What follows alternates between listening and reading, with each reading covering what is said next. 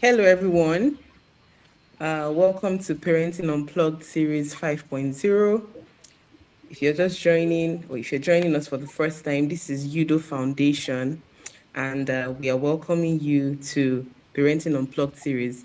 My name is Gabe Joshua, and I'm a volunteer at Udo Foundation. Today, we're going to be discussing an amazing topic that has been sparking so much interest online. And I'm sure that almost every one of us watching this would have come across, this particular thing that has been trending online. Today, I'm not going to be talking about this alone.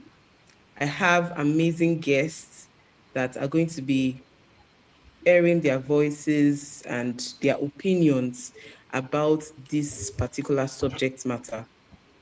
So I would want them to introduce themselves. We have Mr. Fashiku Sultan Kehinde. Welcome to the show. We have Ruth Apan as well. So thank you so much for joining us, Mr. Sultan and Miss Ruth. It is a pleasure to have you on Parenting Unplugged Series 5.0, and we can't wait to glean from your wisdom on this particular subject and to help us know the way forward, on this particular matter. So over to you, Sultan. Please tell us about yourself. Okay. Good afternoon, everyone. Firstly, thank you to Udo Foundation for having me. My name is Special Sultan Kendi. I'm a graduate of Pharmacology, Therapeutics, and Toxicology from the Lagos State University, LASU. You know, I am an advocate of public health. A good education system and a fight against gender-based violence. During my spare time, I'm a very passionate football lover and a writer also, and I'm glad to be here to discuss, this topic with us today, because bullying is something that is not only embedded in the Nigerian school system, but everywhere around us in the society. So thank you once again for having me today. Thank you so much for joining. Thank you so much for that introduction. All right, let's have you, Ruth. Please tell us about yourself. Okay, my name is Ruth Edidion Apan from Akwa Ibom State. Actually a volunteer for social media manager and content creator with Judo Foundation. Aside that, I'm a customer service representative. I do other businesses, personal businesses that I run on my own. And also I love children. That's another passion I have. I love children. Yeah. Thank you. All right. Amazing. Amazing. I'm sure that the conversation today is really going to be amazing. I can see it already. Thank you so much and welcome once again, Mr. Sultan and Miss Ruth. All right, let's get right into it. So, let me just give a background story to our viewers, those that are watching. One of the things that influenced our decision to actually talk about this topic. Okay, let me just let everybody know before I go into what I have to say. So our topic for today is bullying in Nigerian schools. Who is to blame? Bullying in Nigerian schools. Who is to blame? Is it the parents? Is it the school? Is it the society? That is what we're talking about today. And I'm sure that a lot of us watching this would have come across the video of that has been trending online, that happened, or what happened at Igbinedion Education Centre, where a particular boy was bullied. In the accounts that I read, they said the boy was actually the junior to those students who were on that video recording. And so many things to say actually about that video, because in fact, when I first watched the video, the first thing I felt was anger, because I felt so angry at the school, at the students themselves for doing such a thing. That is such a wicked act, such a very wicked thing to do.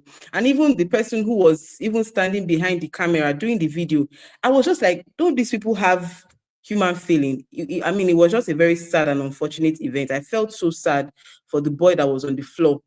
He was being beaten, nobody to help him, and I was like, ah, this is so bad, so bad. So first of all, let me just ask us, what did you feel when you saw the video?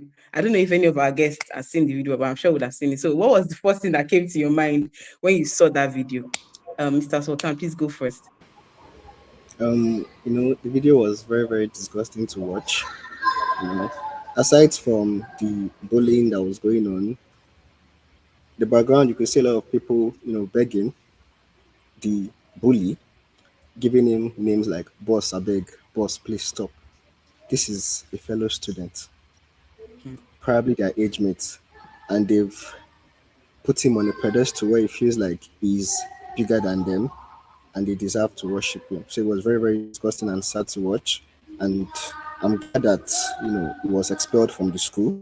And I hope he gets the rehabilitation he needs because he should not be working in society with that kind of behavior. Yeah. Hmm. That's very correct. Honestly, when I was hearing boss, I was like, what's all this? Imagine in a secondary school. I'm not sure those children will be more than 15, 16, because they are still in secondary school. Maybe max 17. I mean, okay, Ruth, what did you feel when you saw the video? I felt so bad in the fact that I have this thing for children, and I hate seeing them hurt. First of all, when I saw the video, the first thing that came to my mind were where were the teachers when all this were happening? Where were the security Mm, people when all this were happening? And how is it that the children in school, in secondary school, that they were able to video that was going on? And what gave them that authority to beat someone to that extent of stepping on his chest? That was yeah. terrible. That was really, really terrible. When I saw that, I felt, in fact, the school is supposed to be at least shut down, as far as I'm concerned, because that school, to accept those kind of children, mean that they did not go through the processes when admitting the school, the children. So that was really, it was really bad. I didn't like that, and I'm happy with the fact that they said the child was expelled, which is very good. At least when he goes back home, he'll be able to explain to his parents what they sent him to school, if they actually sent him to school to bully or to study. Hmm. Thank you so much. Thank you so much. All right, let's move to our first question for today. So when we talk about bullying, uh, I went online because when this thing first happened, I just went online to hear the opinions of a lot of people. And some people were saying that bullying is like something that has become normalized in our society. That even in Nigeria, for example, which is our context for today, Nigerians are actually being bullied because, so many things are happening from the government and we cannot say anything. We can't say much. Everybody is scared for their lives, oppression, suppression, and all of that. But then in the Nigerian school context, how can we define bullying? What are the things that you can classify as bullying? All right, who wants to go first? Who wants to talk Um, about this? I don't mind going first. All right, let's have you. So, I think before we discuss like bullying in maybe secondary schools, which is more pronounced, we need to look at where bullying starts from. Yeah, like in primary schools, for example, that's like the bedrock of bullying. But I think a lot of us, when we went through primary schools, we did not know that we were bullied or being bullied. I'd like to give a scenario. In the scenario where there are two friends, having an issue, and then one is angry and lashes out, and the second one tells you, "I'm not going to be your friend again. I'll stop talking to you." That is like a subtle form of emotional bullying. The person has used their emotional power over you to tell you that if you lash out at me, I will stop talking to you. And what do you do in that sense? You apologize. You say, "I'm sorry. I will not give you my biro if you don't do this. I will not give you my food. You will not eat my food. You will not play game with me. You will not do this with me." We've normalized bullying from the primary school level that when these kids eventually grow up to secondary school, junior secondary school, senior secondary school, They don't even know that what they are doing is bullying because they feel like it is normal behavior Mm. from what they started with while they were in primary school. And in the secondary school context, the most famous form of bullying is physical harm, torturing them, do this, do that. But I think we've also forgotten that teachers also bully students that are not intelligent. You know, what do you have to say? You're not a smart student, please sit down. Backhanded compliment. I'm surprised you know that coming from someone like you. You've ignored that, prefect, because you're a prefect, go and sit down Sorry, there. Sultan, please can you increase your volume? Can you speak louder? I can barely Okay, hear cool. you. All right. So, you look at prefectship, for example, they will say, because I'm a prefect, you're not a prefect, go and kneel down, punishing students unnecessarily. Because of their socioeconomic background, you are poor, I'm rich, so you must flock with me. We are friends. If you don't pick up my bag, I won't buy you food today. Because I know your situation at home, I treat you anyhow. Just like bullying in Nigerian school context, it ranges from different ways. Gender bullying, because you are a female, they feel like you are meant to be weak. Because you are a male, they feel like you are meant to be tough. You must not cry if they flog you. Chest decay. Why are you crying? Are you stupid? Uh-uh. Are you not a man? Even the teachers feel these kind of things. So these are kind of basic bullying in Nigerian school context that I know of. Thank you. Yeah, I love the fact that you mentioned emotional bullying because today, what is more pronounced is physical bullying, where you see two people or one person who is more dominant, who has more power in that sense or in that situation, exerting its force or power over the other person. But then there is something called emotional bullying. I love the fact that you mentioned that. That is where it actually starts from. All right. Ruth, let's have your opinion about this as well. What is bullying? What is bullying? What can you say? Because there is how would I put it now? There is discipline because when a child errs or when a child does what is wrong, Sultan mentioned something earlier that even teachers in some situations bully the students. But then I know that there is also what we call discipline. When a child does something wrong, you have to discipline the child. But at what stage does it stop being discipline and then moves to becoming bullying? So I don't know if you can just enlighten us on that.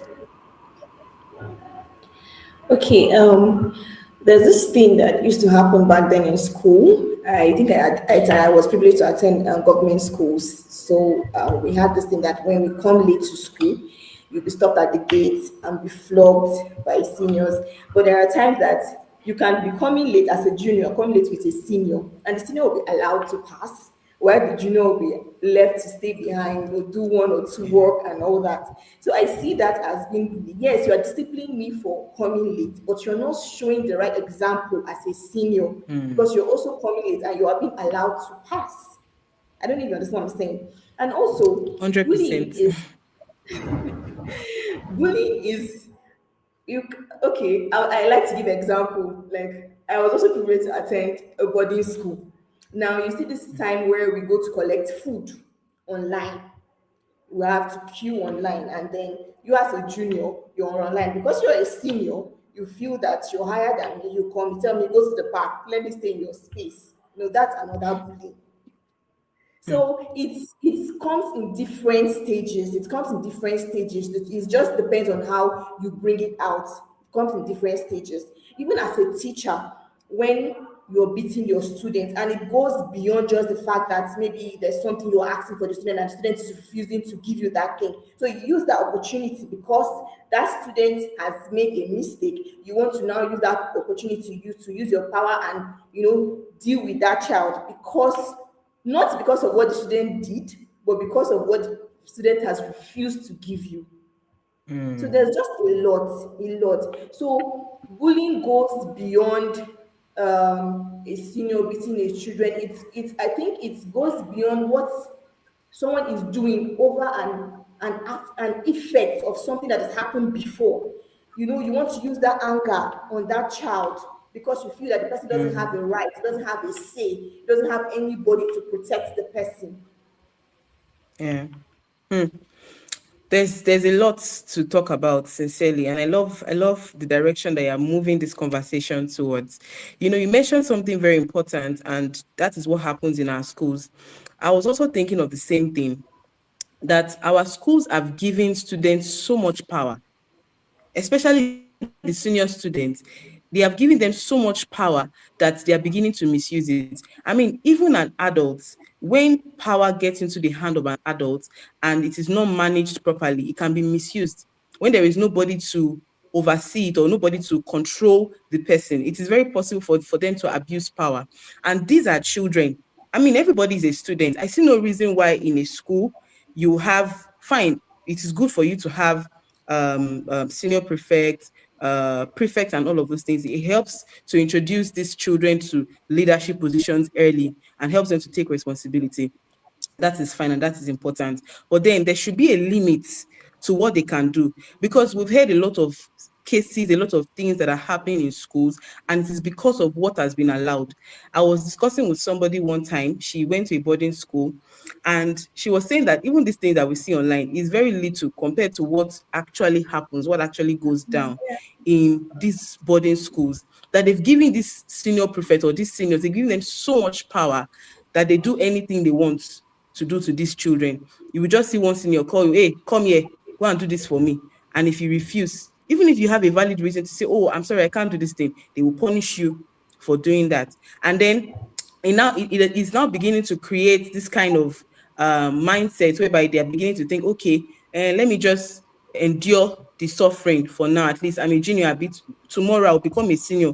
And then when they become seniors too, they would also do that to their juniors. Yes. So, Yes. and then I was asking this person that, okay, because she was like, that's what they do, or that they will endure it, for the period of time that they are juniors. When they become seniors, they too, they also do the same thing to their juniors. I was not like, okay, why are you paying these people that you are paying this thing back to? They don't know anything about this thing. They are innocent. The people that you are supposed to face are the people that did it to you. But then it's just like a cycle. When you come into a boarding school, a secondary school, you don't have anybody except if you have maybe a school mother or school father that can save you. But if you don't have anybody to save you, you're on your own. So you keep on enduring it till you become a senior, and then you now, I mean, it's a very bad thing. And I feel like the school is actually contributing to this. All right, let's Yes. move to our second question. Um, we see that many of it, or let me say, um, what we see online today as reported cases of bullying in secondary schools or in schools generally, either primary or secondary schools, is just like a very small percentage of what actually happens. So why is it that we have so many unreported cases of bullying in our schools today? What do you think is responsible for this? Do you think that schools are not really seeing it as a big deal, or they are not talking about it enough? What do you think is responsible for this? Sultan, please, can you speak about this? Um, I think it is the system.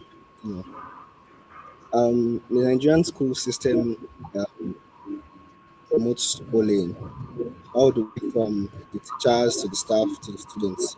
So when a child is bullied, I think we see it in all these federal schools, government schools, military schools also. When a child is bullied, and then you report to the principal, expecting to get retribution for being bullied, and then whereas the principal just tells you, "Don't worry, I'll sort it out." Calls the senior, does nothing, and then when you go back, the senior and his friends keep on Still bullying you. beat you. They tell you, Sultan, we "Why can't did really hear you. Okay, sorry. So, the seniors will tell you, why did you report? What would you report? Do you want to go and call your parents? And then they keep on beating you for going to report because the system has enabled bullying. It is systemic, it is in the system. If you look at the case of the Igbinedion, Education Centre, the only reason why I feel like there was a punishment was because of the outrage generated by the video. From the video, we could see that that is definitely not the first time he is doing those things. Yeah. But the only reason the school took steps to stop it is because it got out into the world and people wanted to see changes. So it's just like the system has been supporting his behavior. The system has enabled him. But now when it got to a point where the system had to choose between the system and the bully, we discarded the bully to protect their image. So the system Mm, and the school is the problem. So we need to find a way to remove systemic bullying from our education system first, before we even start addressing mm. each individual student. So that's my 2 cents on that particular issue. All right. Thank you so much for that. Thank you so much for that. That is actually very correct because I'm sure, in fact, I'm very, very sure that this is not the first time that this is happening. I even had a conversation with somebody that knows this school in person, and she said this is not the first time that such a thing is happening. That's happened before, that even the school should be closed down. There was even someone that came online to talk about this. I don't know if we saw the video where she was like, she actually finished from Igbinedion Education Centre, and then even what happened, what went viral that everybody was saying and talking about is very little compared to what was happening during her days. And this was like about 20 years ago. Just imagine, this kind of thing has been happening for a very long time. And I'm sure that, just like Sultan said, they wouldn't have taken any reasonable step towards addressing this issue if it didn't go viral. So that means there are other cases or there are other things that would have happened that they just closed or they just silenced. And it's so sad, so unfortunate. Well, okay. All right. Let's move to the next question because we actually have a lot of things to talk about. Let's move to the next question. So, in that video that we saw online at the Igbinedion Education Centre, we saw that there was a boy that was videoing the whole scenario and everything. Now, just like we said earlier, even we as adults, it wasn't easy to watch the video. The first time I saw the video, I could not even watch it till the end because I felt so bad, so sad for that boy. So, what does this speak about empathy? Are we going to, are we, how do I coin the question now?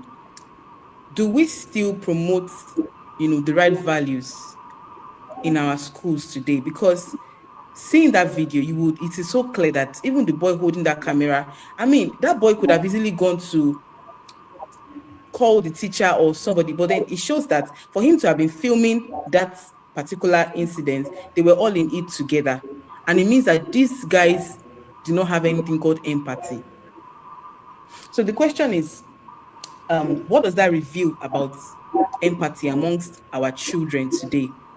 Looking at our society, looking at, the people. I know that some of us have children around us. We have teenagers and young adults around us. Do you really think that people are losing this virtue or this value of empathy, that people don't really care about their fellow human beings, the person living next door or working, the people they are working with, or let's talk about it. Empathy. Ruth, can you please talk about that? Okay, thank you very much.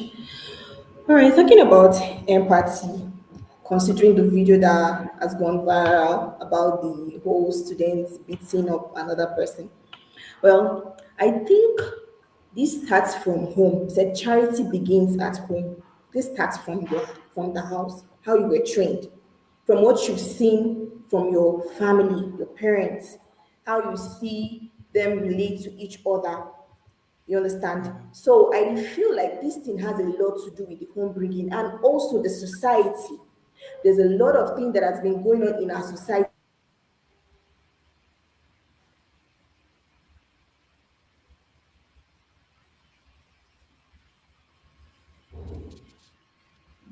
Are we Okay. good? I think the network went off. Okay. The last thing I heard was that Are we there are lots of good? things that are going on in our society. So can you start from there? Yes, there are a lot of things that are going on in our society. If we look at our society in the main context of this our country, Nigeria, there are a lot of things that are going on. You see that people do things and they go unpunished because of Mm, the level of people maybe they have ahead. If you look at that child now, it's possible that maybe the father is wealthy or something. That is why he has the mind to do that kind of a thing to a junior. mm, I don't even Yeah. understand what I'm saying. So if we don't start treating these children as little as 1 year, 2 years, making them know that these things are not nice, hurting another person because the person is above you is wrong. It starts from home. It starts from, say, Yeah. train up a child in the way it should go. And when he is old, he will not depart from it. There's a pattern to train a child. There's a pattern to know that you need to understand that another human being is also as good as you are. If they don't see this thing, and for instance, and there's something that is missing in our school, I think we don't even have a curriculum whereby we have a class where students are supposed to be taught how to treat another person. I don't think these things are being embedded in the children. I don't think so. Mm. Because if it is, you will not go as far as even slapping someone because that is really bad. That is Yeah. really, really bad. So I feel that this thing has to do with the society. First of all, the society needs to make a rule. And the funniest part is that we have security personnel that when you take this thing to this, they'll just wave it off. Why? Because, oh, my father is rich. Don't worry, when I go there, Yeah. I will leave. No, these things are, it's us, the society. It's the society that needs to be worked on. From the society to the parents to the society. Child, the things they're supposed to do, little as don't do this to someone, it's bad. Love your neighbor as you love yourself. Then you know that these Yeah. things are actually wrong. Even in our Christian home, in our churches, these things are supposed to be taught to the children. We have Sunday schools. These are where children are supposed to learn all these things. So if we have children that has been grown up in the way on the things of the Lord, I don't think they will have that mind to hit another person. I don't even know what understand where I'm coming from. Yes, yes, you're very correct. You're very right. It is something that needs to be taught. Every child needs to actually be taught what it means to care for, to put somebody else in your, or put yourself in the person's shoes, and just be compassionate towards the people that are around you. Because what those children did was just a clear show of lack of empathy.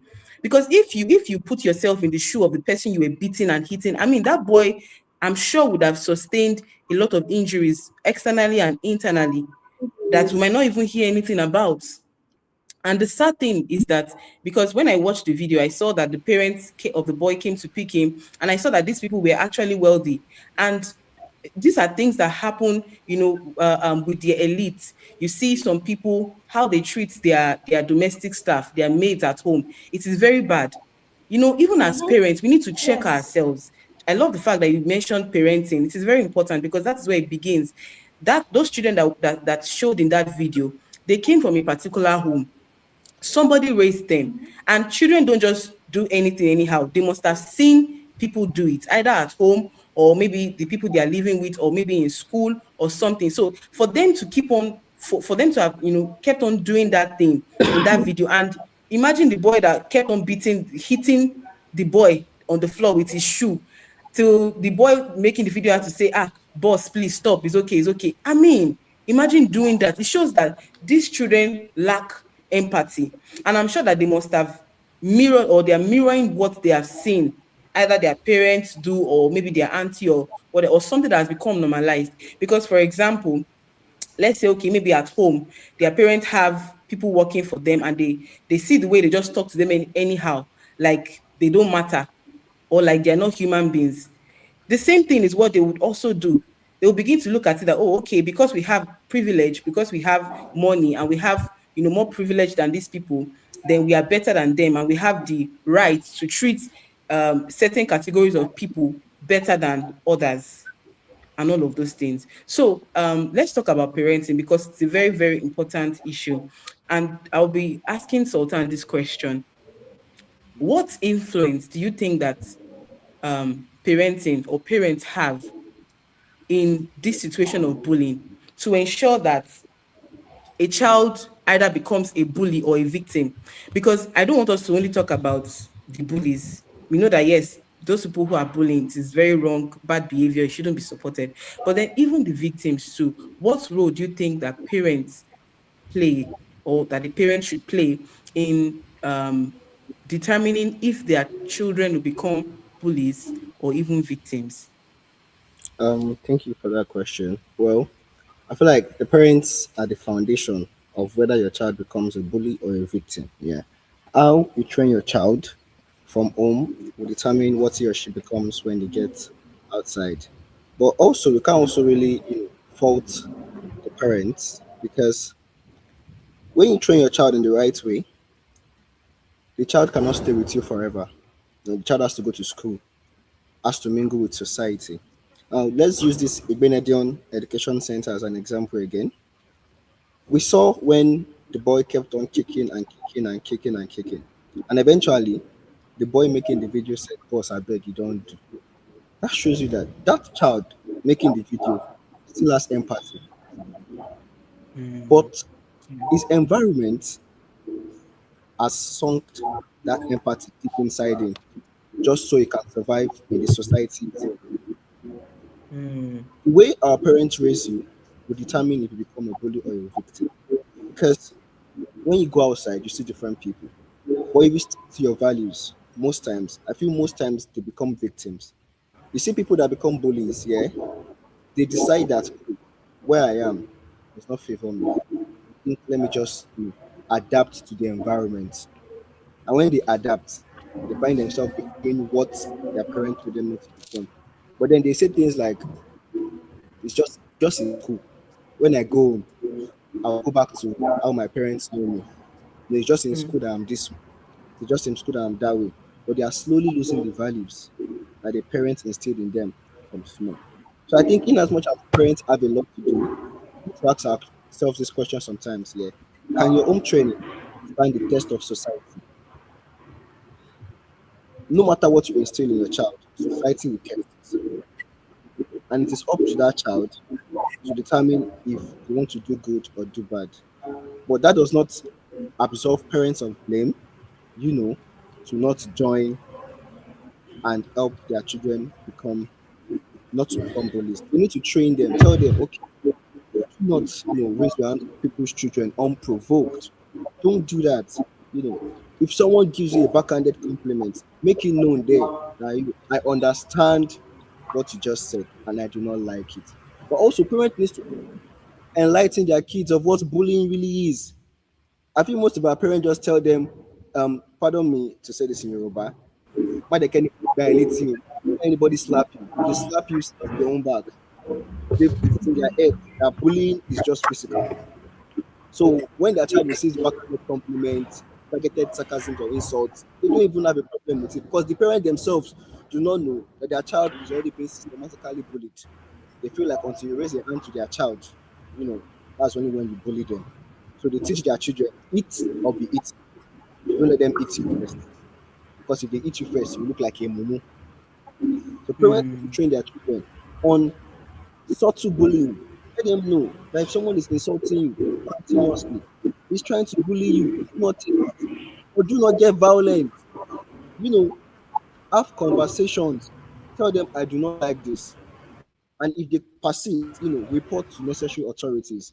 Go home, tell your parents. Let the parents call the schools. Don't take matters into your own hands. I think that's where Mm. parents can play a huge role in ensuring that their child do not even end up being a bully or a victim. Because it's better to be neither of them. The psychological effect of being a victim is worse than the physical effect to Yeah. you.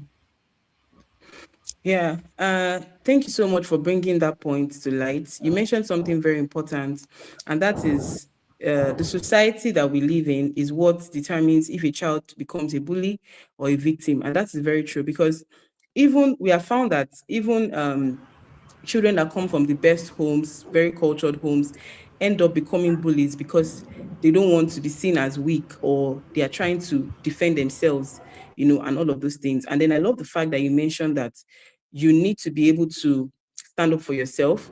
Now, I want us to talk about that because um, at what point does it stop being, oh, I want to defend myself? Because let's say, for example, now let's take this situation, this thing that happened in this school as an example. So maybe in a school, you find somebody who is always coming to look for your trouble, right? What do you do as a child? What do you do? Are you supposed to retaliate or defend yourself? And in defending yourself, what should you do? Because like you said, There are many parents that send their children to school and they'll tell them, don't take nonsense from anybody. Oh. Don't let anybody, treat you anyhow and all of that. And I feel like it is because these parents have the fear that, oh, if they are unable to fight for themselves, people can take advantage of them. And so when the children have this at the back of their minds that I must not allow anybody to take advantage of me, so they would always want to fight back and retaliate. So at what point, where do we draw the line between trying to defend yourself when somebody is trying to attack you and then becoming a bully? Can you speak about that? I feel like that is going to be very difficult for like kids of primary school, for example, to understand because there are some times where it is up to you to make that decision for yourself. Do you want to become what you hate the most just because you are trying to defend yourself? Because you do not want to be bullied. Do you want to become a bully? Or do you want to be someone that stands up against bullies, and fights for the victims without being a bully? That is a very, very thin line. Because and it's a thin line because the moment you resort to violence to defend yourself, you've kickstarted your bullying journey. Because the Mm. aftermath of that fight or event or what it is, if you won the fight, you realize you are stronger than the bully. And the psychological effect is that gives you power over the bully. And before you know it, you are exhibiting bullying traits. If you lose the fight, you might become a victim because the bully now knows I am stronger than you. So you need to listen to me. So eventually, you have to decide. We have to find ways, rather, to ensure bullying goes checked without resorting to violence. Because the moment you defend yourself in a violent manner with aggression, raising your hands and everything, you are either close to becoming a bully also or a victim. So we have to put situations in place, which is where the works of the teachers, the staff of the school come in. You have to ensure that bullying is punished, not Sultan, we until can't really hear you. I think the network at your end is not really good. can you hear me now? Yes, I can hear you now. We have to put things in place where students do not have to resort to violence just to defend themselves, which is where the school also comes in. If there are policies in place where the students can go and meet a teacher or a staff, okay, this is happening. I'm noticing this. I don't like this comments from this person, this behavior, and the school takes action immediately. That will help us curb, this whole bullying because we cannot allow children defend themselves. How do if we, I think I don't know if you are conversant with some aspect of social media where you see young children from government schools, having back and forth with themselves, and then they start hitting themselves, slapping themselves, and all. That's because the school has made it known that they cannot help with the bullying. So the children resort to what they know the most: violence. The Yorubas will say, "Cutlass sharpen cutlass, knife sharpens knife." If you want to not be bullied, bully. Parents, in as much as they have the hold over their children, cannot undo what happens in the school. Children sometimes have the tendency. Let me give you an example. When I was small, just because my brother I did think the something to network me. is bad again at your end. We can't really hear Yeah, you. can you hear me now? I think the network is going and coming. Yeah. Can you hear me please for Yeah, I now? can hear we can hear you now. When I was small, just because my twin brother did something to me, out of just instinct, I took a bowl of hot water and poured it on his chest. Now, does that mean I was not trained properly? It does not. I was trained and raised properly. But in that moment, my instincts just, my head was hot. I took something, poured it on him. That's the same way it is with these kids when they get to school. No matter how much you train them, you do not know the situations they face in school. You do not know how bad it is in school. Most times, what the children say at home is not even half of what they are facing in school. So their instincts just kicks in. I'm tired of being bullied. Just raise your hand and throw a punch, hit someone. So we need the teachers, most especially, and the staff to help these students not get to a stage where they have to be violent to protect themselves. That is what we need to do.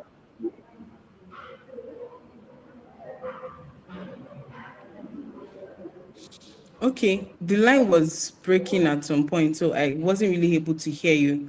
But I know that you mentioned something about the schools, and I feel like we need to talk about that a bit because I don't think any parents sent their children to school to go and be bullied in school.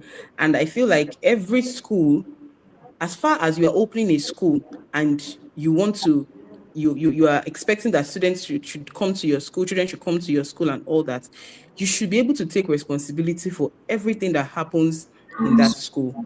I don't think you should have a school or yeah have a school and then there is no system of reporting or punishing offenders when things like this happen, because it happens a lot. It happens a lot. And just like you said, sometimes these children just say half or not even up to half of what they face because they know that when they report to their teachers, they will say, I'm sure it was you that did it, or they will just, what's it called now? They will not listen to them and all that, to ignore whatever it is they have to say. So do you think that schools are not taking responsibility enough for these things that are happening? Because a lot of these things happen in schools and it is so sad. So, Ruth, I want you to speak about that a bit. Do Nigerian schools really, do they really enforce anti-bullying policies? And, do they really take responsibility for what happens in the school, or they are just concerned about, because these things happen even in private schools. Yes, we know it happens in federal schools and all, but even in private schools where parents are paying a lot of money. I mean, this at a private school in Edo State, and these children are paying a lot of money, and yet they cannot still imagine where that the classroom that thing was happening. How will a lot of questions, came to my mind, that how will such a thing be happening and no teacher got to hear that, oh, this, because I'm sure that for them to be hitting that child that much, that child would have been making noise and shouting and all of that. So how was it that there was a place that, such a thing could happen? There was no CCTV camera or nothing, to nobody was passing at that time to curtail what happened at that particular day and all of that. So Ruth, I want you to speak about this. What role or what responsibility do you think that schools need to take when it comes to issues like this? Okay, first of all, parents that send their children to private school, I believe they have a reason for doing that. It's not because they have so much money there, it's because they they feel that is safer, knowing what they've heard about government schools and all that. They feel that, okay, private school, my child will be more looked after, cared after. I will not have issues of child being beaten in school because of one senior or the other. But in the case that we are right now, we realize that private schools are even more exposed to more bullying than most of the government schools. And one thing about the school is that if you are in school, maybe you go to school and you report. There's another thing about reporting. You report the case to the school authorities. Don't forget you are going home. On your way home, they are there waiting for you on the road. So far beyond the school, far beyond the teachers, far beyond the principals, we ourselves are supposed to be the ones to help these children. We are the ones that's supposed to be able to want to prevent all this. I was saying something that charity begins at home. And also, there was something that happened in my friend's place. Her little child, just almost a year, she was playing with her mom, then she picked her mom's phone. A child less than a year, and she threw it to her mom's face, and it hit her mouth. Immediately, the father picked the baby up and smacked her very well, and she started crying. Now, normally, you say she's just a child, she didn't know what she was doing. No, She knew what she did. She knew that when she carried that thing up and hit someone, it's going to cause pain. So at that moment, that correction immediately has sent something to her that I'm not supposed to do this. Now, this is where some parents lack it. You see some parents that you don't even allow, you're not even allowed to correct their child. You'll be like, you're not the one that carried that in my womb. I carried that in my womb for 9 months. Do you know what I went through? You are not the only one that is training that child. The society, the people that you are giving to them, also need to train the child. If you go to school, some teachers, they'll say, I cannot touch this one. Why? Because of the father. The father is this, the father is that. I will not, there are a lot. So I think the schools are not doing enough. The society are not doing enough. The government, we are not doing enough. Parents also, we are not doing enough. Because when your child comes back from school, you don't ask what happened in school. You don't even want to know. You don't engage him in that conversation. You don't want to know what's going on in his mind. You don't want to know the friends he's keeping. So there are a lot. And you're not even supposed to allow your child to go to school with a guy, because those things are also intimidation. They are bullying too, because children want to join. Oh, how did you get this? My father this, and say, you do this. If you do this for me, I'll give you this. If you can beat this person for me, I'll get this for you. Do you understand? So there should be limits. There should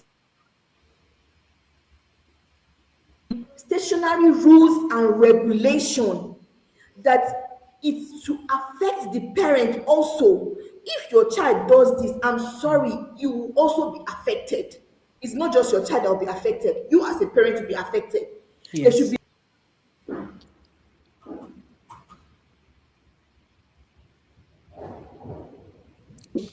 Okay. far beyond them. While we wait for Ruth. Okay, she's back. Okay, she's back. Okay. Ruth, you can continue. Okay, so I was saying that the rules and regulation needs to be made in so that even the parents are involved in it. Even the parents of the children and the society are involved in it. Something happened in a child's school some time ago. She's a junior, so the senior stays up bunk while the junior stays down bunk. Now she peed and it entered the junior's bunk. Do you know what the senior did? She came down and punished the girl, told her that she should take responsibility, that she was the one that urinated on the bed. I don't know if you understand where this thing is going. So these things, it's something that we need to really dig Sorry, into. I They didn't need get to that really story. Can you dig come into. again? I didn't get that story you just shared. The Can you se- come again? Now, the senior, she usually urinates on her bed, on her bunk.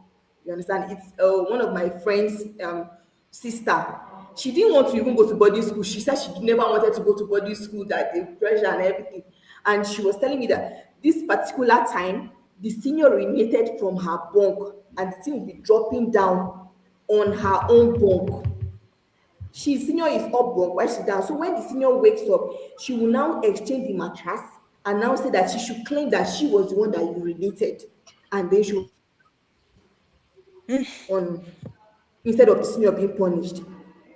Now that is something I that is think not I that think the is very network this very morning wrong. is really bad. I didn't really hear what you said actually. I didn't hear anything. Wow. Okay. Can you hear me now? I can hear you, but it's still breaking. Just go ahead. Okay, so I was saying that so this particular senior woke up and exchanged her mattress with the junior, now also making it look as though it was the junior that urinated on the bed. Now there are lots and lots Mm. of things that are going on in boarding schools. So what I'm trying to say that this who is to be blamed or who is to take responsibility is the parents and the society. The parents also need to take responsibility. The parents need to take responsibility, because if you don't start training your child as little as they are, you allow them pass through anything they did something. You meet see a small child going to meet. Back then when we were small, when an adult is talking to an adult and I go and stand in front of my mom, just eye contact with my mom has sent the signal that I'm not supposed to be there. But these days we don't even have such kind of training. There's a lot that needs to be done from our children, right from childbirth. As little as 1 year old, we can start instilling that training in them to make them understand that you don't need to take advantage of another person because you are higher than them in whatsoever reason.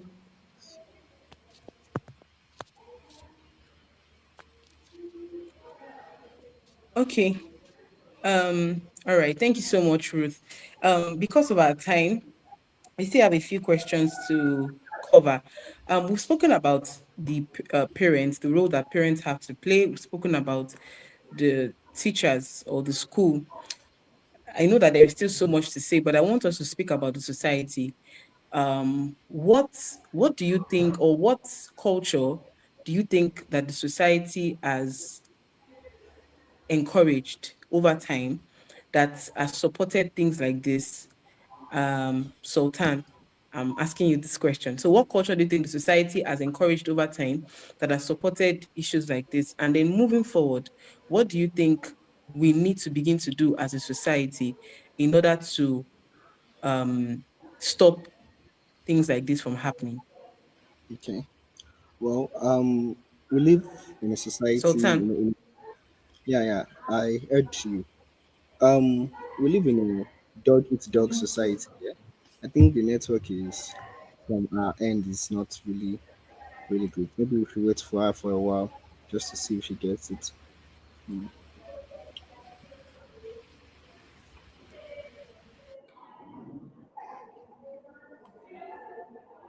I think our network is bad. Let's just wait for her for a little while.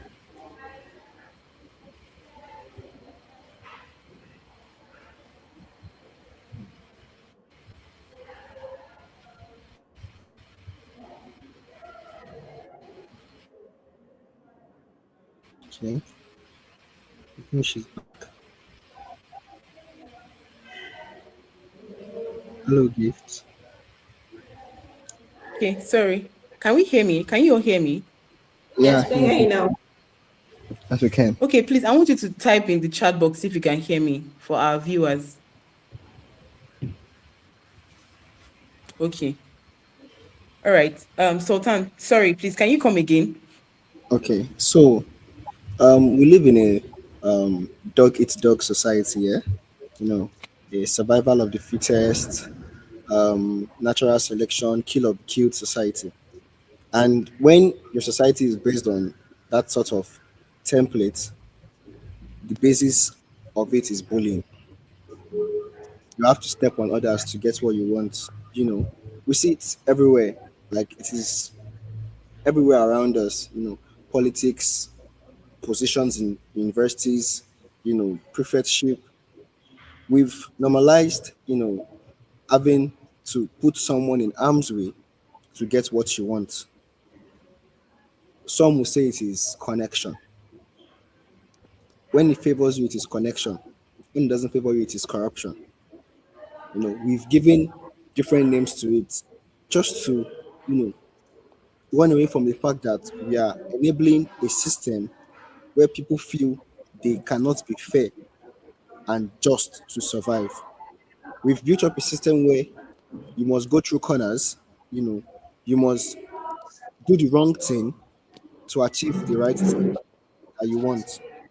So at the end of the day, as the society we live in, right, is a society where you have to kill or be killed. You have to adjust to your environment. You know, we look at the people on the road. A typical Nigerian young man is labeled by a policeman as a Yahoo boy. Why? Because they want to extort you. Extortion. And these are same people that are fathers. They are fathers to people. And these fathers, when their children are describing them, they will tell you, my father is the best father in the world. Then whose father is that disrupting the society? Whose mother is that insulting young ladies walking by? You know, the society is comprised of parents. Parents that in their homes, they're probably training their child well. But when they get outside, these parents are doing the worst of things. So my question is, when you train your child well at home and you go outside and corrupt the society, and your child is trained, do you expect your child to uphold your home training?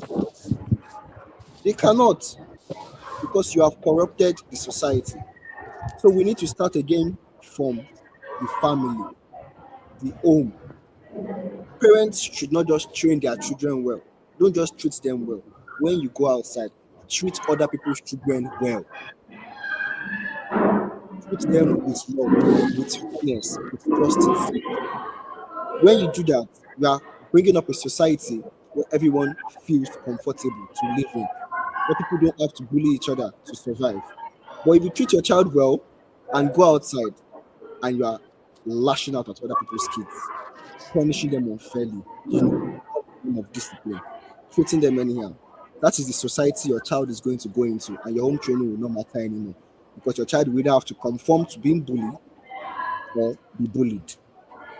So the society is comprised of families, people's parents, fathers and mothers. So no matter how we go around it, we will come back to fathers and mothers. They are the pillars of the society. Without them, we can't do anything. So we have to start by telling our fathers and mothers, Daddy, when you leave home, how do you treat those outside? Mommy, when you leave home, how do you interact with people you see? Do you cuss at them just for stepping at you on you by mistake? Do you lash out at your coworkers just because you don't like what they did, or do you treat them with love and fairness? So the society, we are the society. I am the society. After this webinar, when I end this call, will I go and insult a friend just because she didn't get something right? You know, will you lash out at your junior ones just because they poured water on the floor? We are the problem and we are the solution. We all need to check ourselves and ask, am I a bully? Or before that, we also need to understand what bullying is. We need to understand that some specific behaviors we exhibit are signs of bullying. When we understand that, we can enlighten our young ones and our parents alike.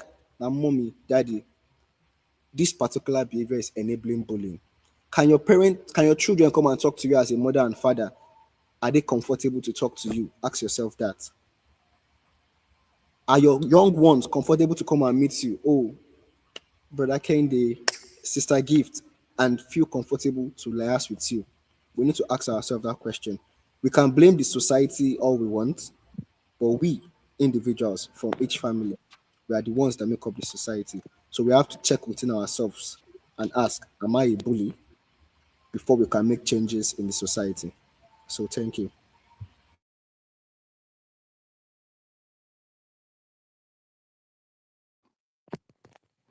Okay.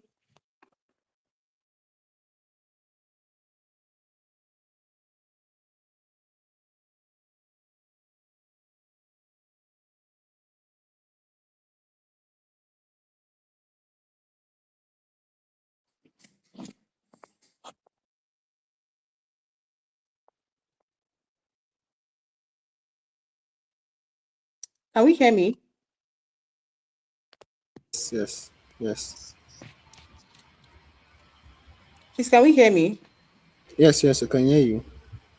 Okay. All right. I think the network issue is actually from my end because I wasn't really able to hear everything that you said. But I know that I heard you say that we are the society, we ourselves are the society, and it begins with us. You cannot actually give what you don't have, even as parents, as big sisters, as you know, human beings, as people in general.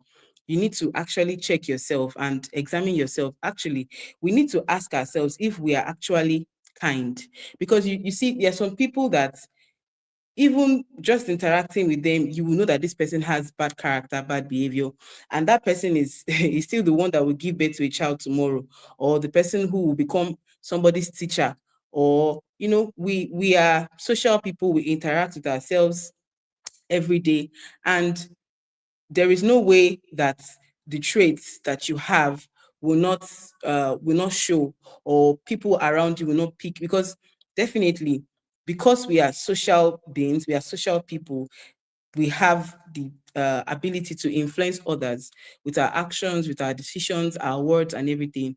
So it actually begins with us checking ourselves to ensure that we are actually good people. And then when we know that, oh, we as adults, can we hear me? Yes, yes. Hmm. Okay, so it begins with us checking ourselves and ensuring that these traits that we are speaking against today, because the truth is that some adults are even bullies. These things happen not just with children. I mean, so it is very important. All right, thank you so much. Now I want us to talk about something very important, which is social media, because we are in digital age. A lot of these children have access to phones, the internet, and all sorts of things. So, any one of you can actually speak about this. What influence do you think social media has? All right. What influence do you think social media has in this kind of situation? Do you think that social media is one of the factors that influences this kind of happenings in our society, especially even with children? Because many of these children have access to devices and gadgets, and they spend a lot of time online, on TikTok, different social media platforms, and all. So, do you think that social media also has a role to play when it comes to bullying?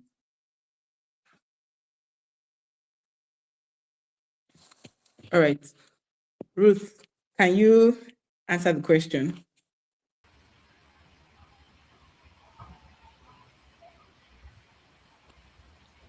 I think your mic is muted. Ruth, I think you are Me? muted. Am I? Can you hear me We can now? hear. Yes, yes. Okay. Well, I think to some extent, of course, social media has a lot of influence on this bullying and all that because, children see a lot of things. Most people act by what they see, what they hear, what they've watched, movies, some contents that they've seen on social media, and one thing about children, is that they would like to want to act what they've seen. You see someone doing a particular thing in a movie, and you see they want to go and you feel that these things are just play. No, they are not just play. These children are actually becoming. We hear something as I want to be like Christian Morgan, Austin Morgan, all these boxers in so these things actually have effects, but I think that as a child there should be a limit to what you can watch on social media. There should be a limit to what you have access to in social media, because these days you find out that the Gen Zs, they are the ones that are more active on social media. They are the ones that have first-hand information of lots of things, and it will shock you to know that it's the things that are not even good that they even know more than the things that are supposed to be educative to them. So I social media, yes, has a lot, and because there are no restrictions, even from parents, the children can do whatever they want to do. Like I was talking about children being having access to phone and going to school with phones. It's not supposed to be. That is a no, a very big no. As a child, as far as you are not in the university, if you are in secondary school, you don't have a right to go to school with a phone. You don't need to communicate with anybody. Even if you're in a boarding school, you should have authorities that have access to your parents when you want to talk to them. But because of the age that we are, we want to show ourselves, our parents are rich and this and that, we are being allowed some certain kind of things of which is not supposed to be. So I believe that if we have restrictions to certain things, restrictions even in the social media in our society, maybe say as from age so and so you're not so allowed to watch so and so things. I believe if we have restrictions on these things, it will help a long way. And aside that, if you are working in a cafe, in a cyber cafe, and you see a child that is not supposed up to the age of being in that place, you that is working there should stop that child from entering into that cafe. Because sometimes these cafes, because you know that when you go there, you put money to do one or two things online, they allow you. We need to stop that. The restrictions need to start even from our small businesses, small homes, small places. So I feel that yes, social media has a percentage of these things that children do. Because from what they watch, what they see, what they hear, they are drawn towards it. If I may add to what she said, um, growing up, we're not allowed to take phones to school. When we even eventually take phones to school, yeah, we have to hide it so the teachers do not see it, sneak it in and all. But now, when the time when in the education system, if you go on TikTok, schools now have TikTok pages. The Yes. children are exposed to TikTok trends.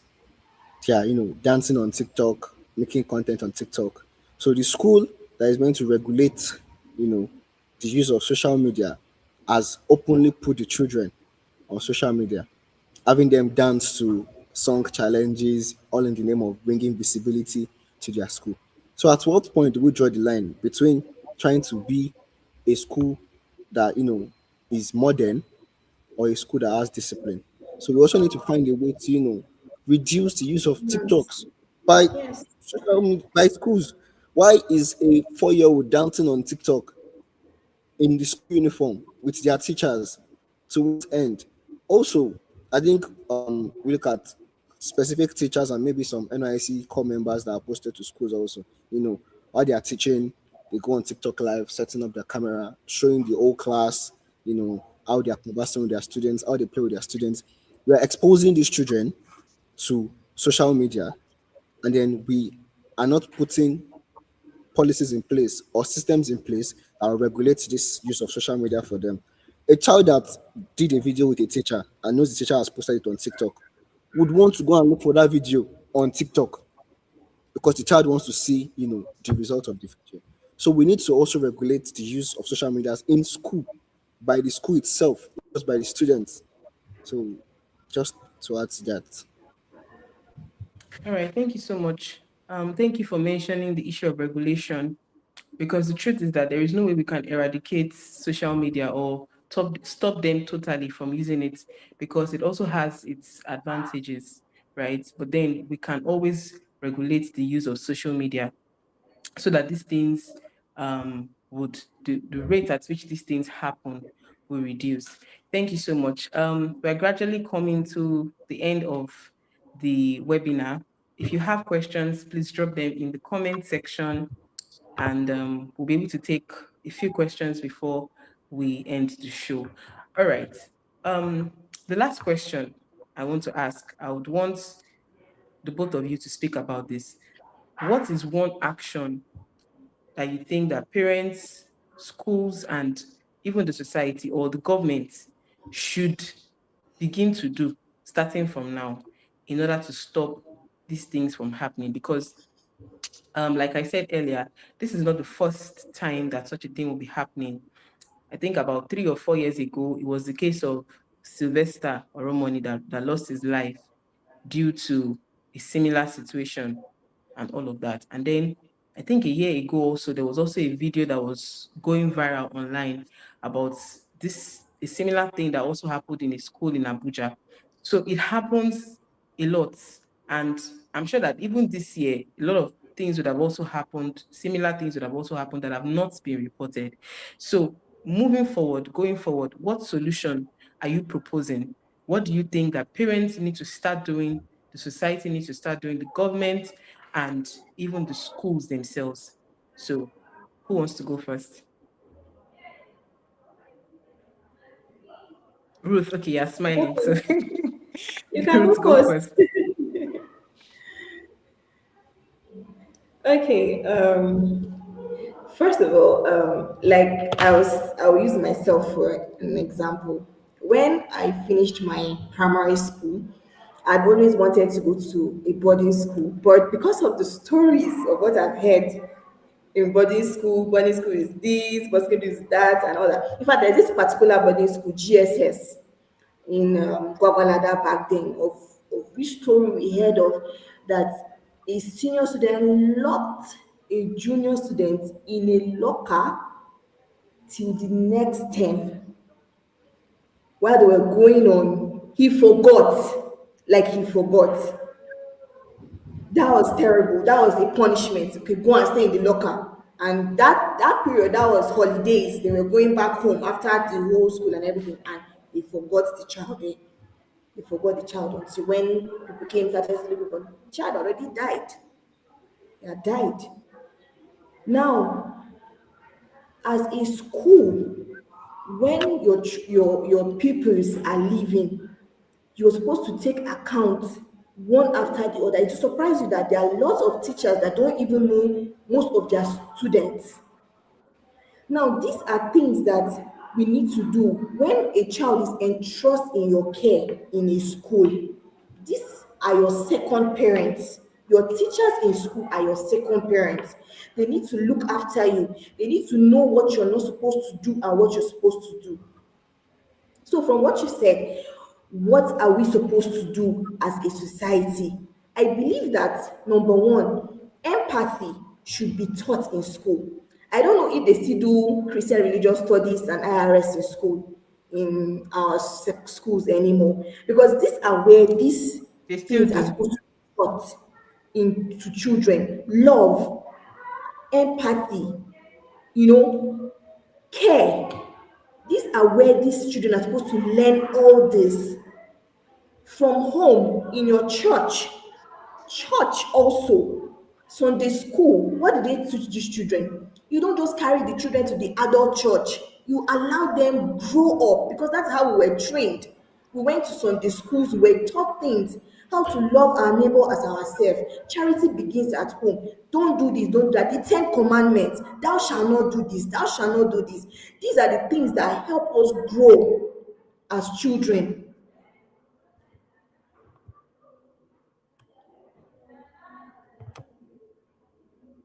Am I back? Yes. Okay. So these are the things that help Yes, us you are grow. back. We can hear you. Okay, thank you. So these are the things that help us grow as children. So from the church to the parents to the society to the family to the one-on-one conversation we have, if we are able to put our children right, teach them what they need to know, correct them when they are wrong. Say spoil the it says Spare the rod and stop spoil the the rod child. and spoil the child.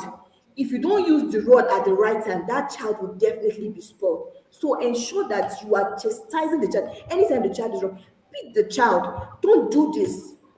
Don't say, oh, you're not supposed to be the child. I hear that in the United States, when so you put the child, you're going to put the child is, you are going to be arrested as a parent and all that. No, you need to train up a child. Train her in that way. Beat her, correct her. And in the society, let us have rules and regulation. Empathy to be taught, even in our schools. Let us have a curriculum whereby we know how to treat person. If you realize, most of us, we don't know how to communicate with individuals. We don't know how to show love. We don't know how to show care. These things lack Mm. very, very much within ourselves. A simple sorry can go a long way. But sometimes, even when we say sorry, it's as though we are igniting fire. Wow, when the sorry becomes a reason to beat someone, I'm sorry I did this. We should understand that. So I think we are parents, we the individuals, we ourselves, we have a lot. We are the ones to cause the change. And if the change doesn't start from us, from our individual, from our small circles, I don't think it will affect the society. So it will start from us. We ourselves, we need to start the correction. Thank you very much, Ruth. Thank you so much. All Yeah, right, over thank to you you, Sultan. very much, Ruth. So, for our parents, I think we need to start by being there, by being present for our children. Ruth mentioned something about, oh, parents don't even know, what's going on in their children's schools or anything. It's because We've normalized parents believing if I feed you and I pay your school fees and I provide what you need for you, then I'm being a good father or a good mother. But parenting goes all beyond that. Do you know what your child likes? Do you know what your child dislikes? Do you know the tiny things that makes your child happy? Parents need to be there. Don't just be providers, be parents. Let their children know they can run to you when anything happens. Even something as little as, oh, maybe mosquito beats them. Let them know that they can come to you without feeling like they are bothering you, without feeling like them coming to you is going to disrupt your whole day. So parents need to just be parents for a while and forget about being providers. Just be parents.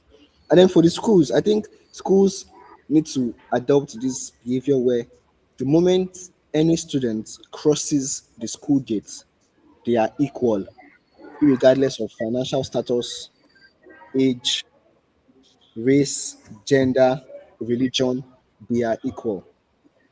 They are paying the same amount of school fees, so they are equal. Schools need to start to learn to treat children without prejudice, without discrimination. Don't judge a child because his father is poor or because his mother is rich, because the person maybe has a body defect or anything. Treat these children equally. When teachers and staff treat students equally, it becomes hard for another student to bully another student because the moment they are treated equally, your financial status or your parents' financial status can have no effect in that school. So you can't bully a student because my daddy has money.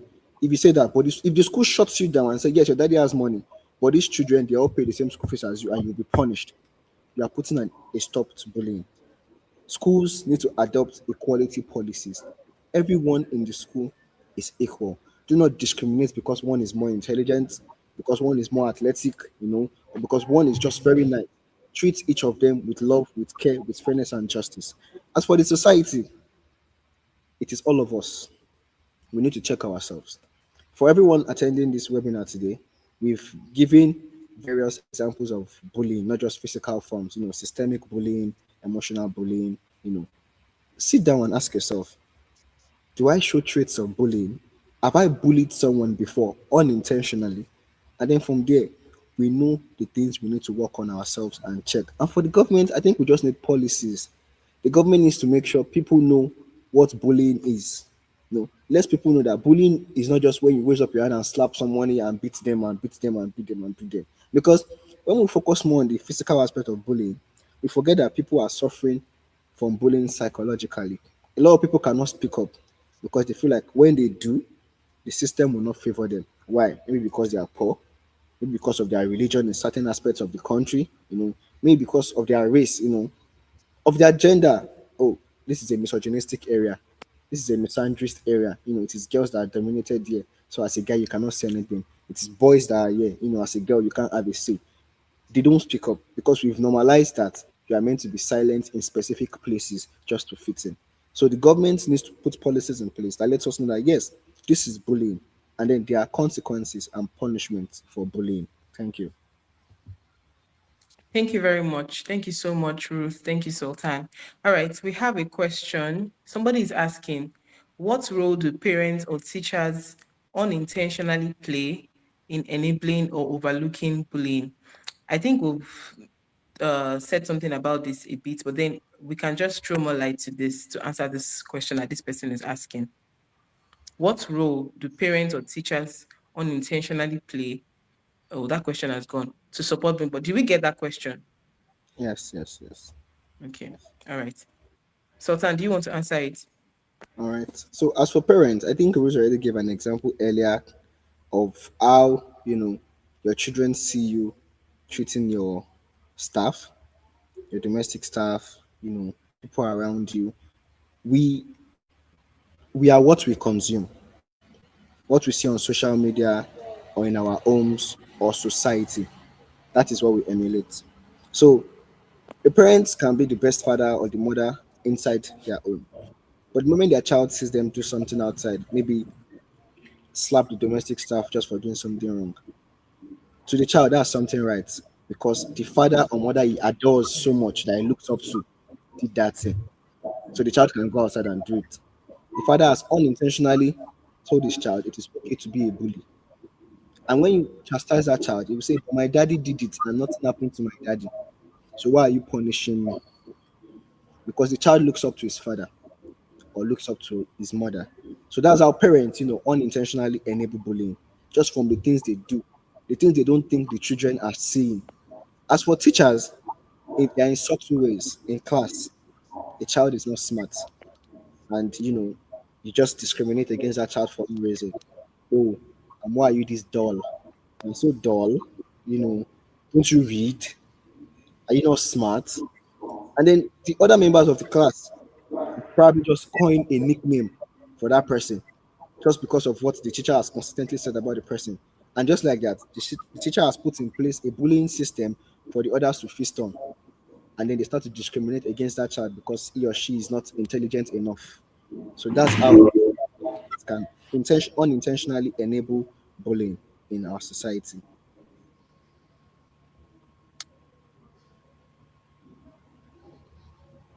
Thank you so much for answering that question brilliantly. Thank you so much. Our next question, someone is asking, what systems can be put in place to identify bullying that happens outside the classroom, like during breaks? This is a very important question because I'm sure that during break or outside the classroom, the children are on the playground. Nobody is, watching them. Nobody, when it's break time, of course, the teachers also have to go on break. Break. So what system do we put in place to ensure that even outside the classroom, every child is still safe and looked after?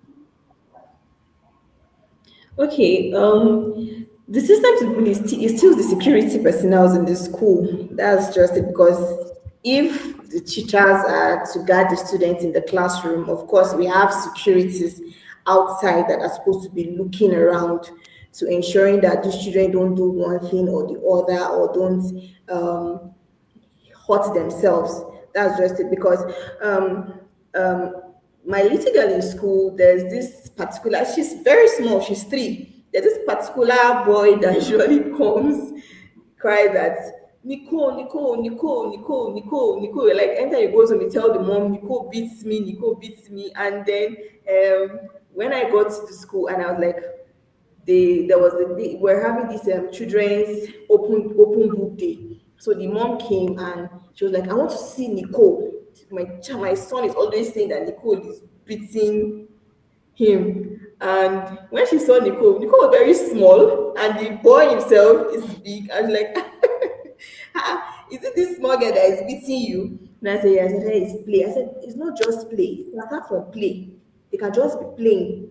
You did this, I beat you. Before you know, things start exchanging each other. So what I think should be done is there should be securities, school authorities to be put around to ensure that these things don't happen even while they are on break, while they are playing. Strict rules and regulations. Don't do this while you're going on break. Before leaving the classroom and going on break, don't do this. In fact, there should be punishment being written down, that if there's a complaint of a school bully, or there's a fight where someone is bullied, so and so thing will be done to you. And I'm sure if you know that you don't want to go through this punishment, you will not do it. So I feel that there should be rules and regulations being meted down. I feel that even in the school, there should be rules being written out plainly for people that disobey, people that bully each other. There should be rules written out on the school board. On the school board, they should be there. The students should see it. It should be written in their head, even as an anthem. It should be part of their anthem. Don't do this.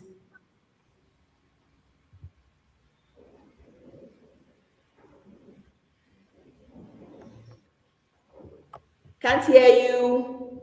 I can hear you, Gift.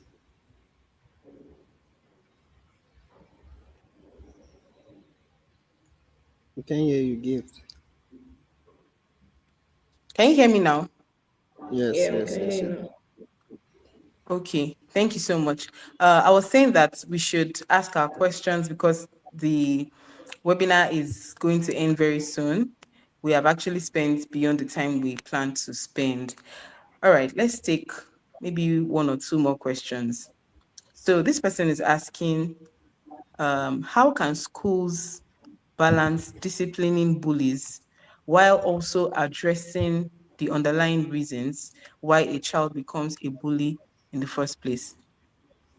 Do we get that question? Yes. How can schools balance disciplining bullies while also addressing the underlying reasons why a child becomes a bully in the first place? So, who wants to answer this? I don't mind. Okay, go ahead. Um, Sultan? all right. So, firstly, I think when a school is established, there are key areas that needs to be addressed, key positional areas. And one of those positional areas is the post of a guidance counselor. Every school should have a guidance counselor. How Now, you know this now? when you have a guidance counselor and bullying occurs, it is the guidance counselor rather, that will revert back to the school authorities on the steps to take to discipline such a child. So that's where the balance comes in. Ideally, the school will want to discipline either by suspension, by punishment, by beating. But before punishment, if this bully is giving time with the guidance counselor, then the guidance counselor will take that time out to discuss with the bully, you know, get the facts of the upbringing, maybe it is an issue from home and everything, then advise the school on the best steps to take. So the balance in addressing the underlying reason and discipline is the guidance counselor. And it should not just be someone that is just a guidance counselor. It should be someone that the children can open up to, Not someone they yeah. can speak to, someone that can relate to them without them feeling weird or bad that, oh, or feeling shy that I can't talk. And then the guidance counselor would better advise the school on the next step of punishment for that kind of bully. So a guidance counselor is the balance, the middle belt between addressing why you are a bully and what punishment should be given to a bully.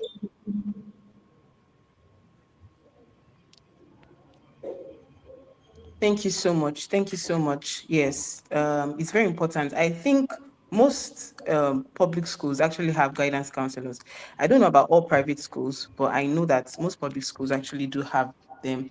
And that is because maybe because the government knows that many of the children that attend public schools might not really have present parents, and they will definitely need somebody to talk to, someone they can open up to, and all of that. Thank you so much for your contribution. All right.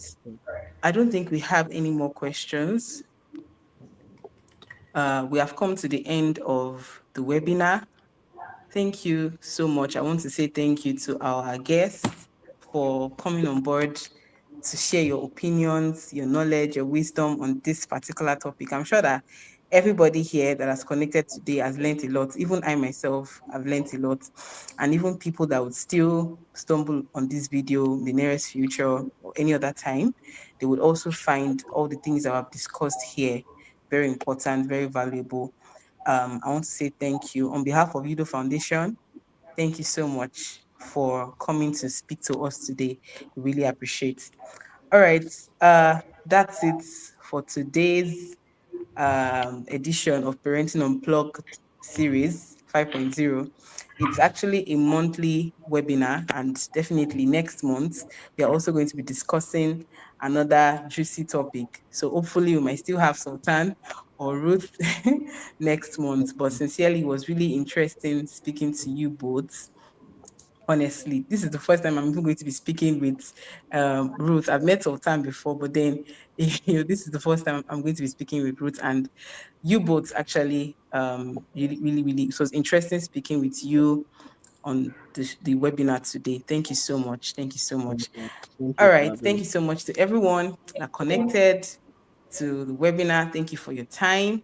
Just as you've learned, there is no need to push blames at anybody. We all need to take responsibility for our environment, for how things turn out. When things like this happen, we need to take responsibility and really step back and ask ourselves, oh, why is this thing happening? Okay, is it because of this? Is it because of that? Okay, as a human being, how is what I am doing contributing to this? Because you cannot give what you don't have. You might say, oh, it's not affecting me. Maybe it is this school that it is happening. It's not happening to me. Very soon it will get to you. So it is one of the ways to also show empathy that, oh, when things like this happen, what can we do? What can we do to do better? And just like we've established on the show that we are the society, we need to adjust, we need to look inwards, ask ourselves questions. Oh, this bullying we are talking about, am I actually a bully? How do I relate to people around me? How do I, even in my business, in my place of work, around me, I'm sure that in our place of work or in our society, we see some certain traits that some people display and like, oh, this is really bad and all of that. And that definitely started from somewhere. And because it was not checked, it extended to the workplace and all of that. So this is leaving everybody here with a responsibility to check themselves and to ensure that we are actually building the right values so that we can also um, pass on these right values to our children and to everybody around us. All right. Thank you so much once again Thank for you. joining the webinar. Let us have a great. Is Ruth saying something? No, I said thank you for the time. I really enjoyed it. Same here. Thank you. Oh, thank you so much. Thank you so much. Thank you, everyone. Thank you to the people that joined. Thank you so much for joining, for your questions and all. Really appreciate your time and your presence. Let's have a great day ahead. All right. Bye. Bye. Bye.